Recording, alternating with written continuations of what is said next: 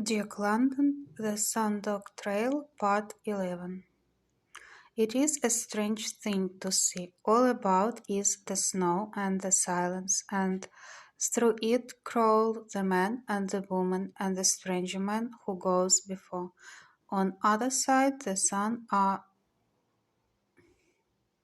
sundogs, so that there are three suns in the sky. The frost dust is like the dust of diamonds, and all the air is filled with it. Now the woman coughs and lies still in the snow until the fit has passed, when she crawls on again. Now the man looks ahead, and he is blear-eyed as with old age, and must rub his eyes so that he can see the stranger man. And now the stranger man looks back over his shoulder, and Sitka Charlie, standing upright, maybe falls down and stands upright again. After a long time the stranger man crawls no more. He stands slowly upon his feet and rocks back and forth. Also does he take off one mitten and wait with a revolver in his hand, rocking back and forth as he waits. His face is skin and bones and frozen black. It is a hungry face. The eyes are deep sunk in his head, and the lips are snarling. The man and woman too get upon their feet, and they go toward him very slowly. And all about is the snow and the silence, and in the sky are three suns, and all the air is flashing with the dust of diamonds. And thus it was that I, Sitka Charlie, saw the baby wolves make their kill. No word is spoken, only does the stranger man snarl with his hungry face. Also does he rock to and fro, his shoulders drooping, his knees bent, and his legs wide apart so that he does not fall down.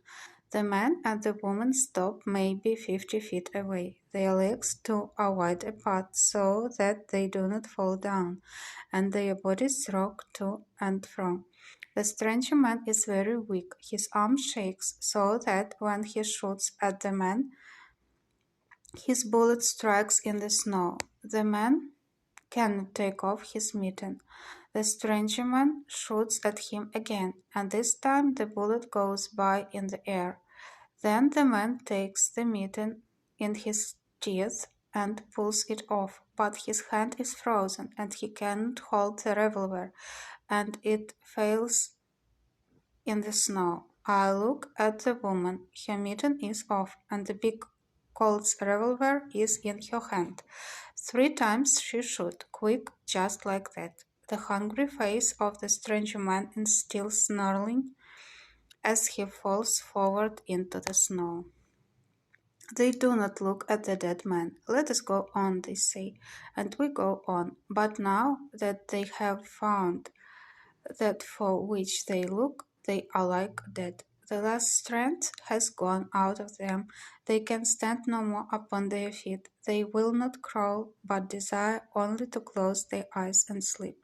I see not far away a place for camp. I kick them. I have my dog whip, and I give them the lash of it. They cry aloud, but they must crawl. And they do crawl to the place for camp. I build fire so that they will not freeze. Then I go back for sled. Also I kill the dogs of the stranger man so that we may have food and not die. I put the man and woman in blankets and they sleep. Sometimes I wake them and give them little bit of food. They are not awake, but they take the food. The woman sleep 1 day and a half. Then she wake up and go to sleep again. The man sleep 2 days and wake up and go to sleep again. After that we go down to the coast at St. Michael's, And when the ice goes out of Berlin Sea, the man and woman go away on a steamship. But first they pay me my $750 a month. Also, they take me a present of $1,000, and that was the year that Sitka Charlie gave much money to the mission at Holy Cross. But why did they kill the man? I asked. Sitka Charlie delayed reply until he had lighted his pipe. He glanced at the Police Gazette illustration and nodded his head at it familiarly. Then he said, speaking slowly and ponderingly, I have thought much. I do not know. It is something that happened. It is a picture I remember. It is like looking in at the window and seeing the man writing a letter. They came into my life and they went out of my life, and the picture is, as I have said, without beginning, the end without understanding. You have painted many pictures in the telling, I said. He nodded his head, but they were without beginning and without end. The last picture of all had an end, I said. He answered, but what end? It was a piece of life, I said. He answered, it was a piece of life.